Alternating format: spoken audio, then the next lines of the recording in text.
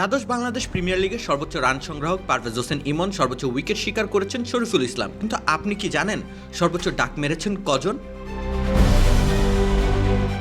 এখানেও আবার আছে এক সমস্যা, 3টি করে ডাক মেরেছেন 5 জন খেলোয়াড়। এই 5 জনের 2 জন আবার বোলার, কিন্তু বাকি 3 জনের 2 জন অলরাউন্ডার, আরেকজন ব্যাটার। এদের মধ্যে ব্যর্থ হওয়ার দৌড়ে এগিয়ে আছেন চ্যাম্পিয়ন রাজশাহী ওয়ারিয়র্সের SM মেহরাব হাসান।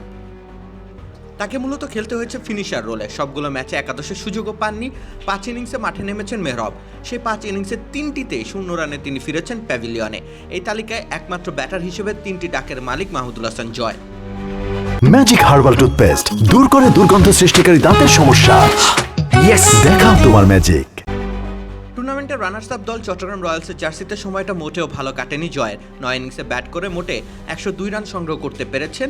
ওই 9 ইনিংসের 3টিতে আবার তিনি ফিরেছেন 0 রানে। অন্যদিকে ইংল্যান্ড থেকে খেলতে আসা ইথান ব্রুকসের নামের পাশেও যুক্ত হয়েছে 3টি ডাক। তিনিও জয়ের সময় 9 ইনিংসে 3বার ফিরেছেন 0 রানে। তালিকায় থাকা বাকি 2 জন নবাগত দল নোয়াখালী এক্সপ্রেসের 2 বোলার। এবারের টুর্নামেন্টে হ্যাট্রিক পাওয়া মেহেদী হাসান রানা 0 রানে ফিরেছেন 3বার। ব্যাটিং করতে নেমেছিলেন 6 ইনিংসে। তারই সতীর্থ স্বদেশি পেসার হাসান মাহমুদ 7 ইনিংসের মধ্যে 3বার প্যাভিলিয়নে ফিরেছেন খালি হাতে। রাকিব হোসেন রুম্মান, খেলা 71।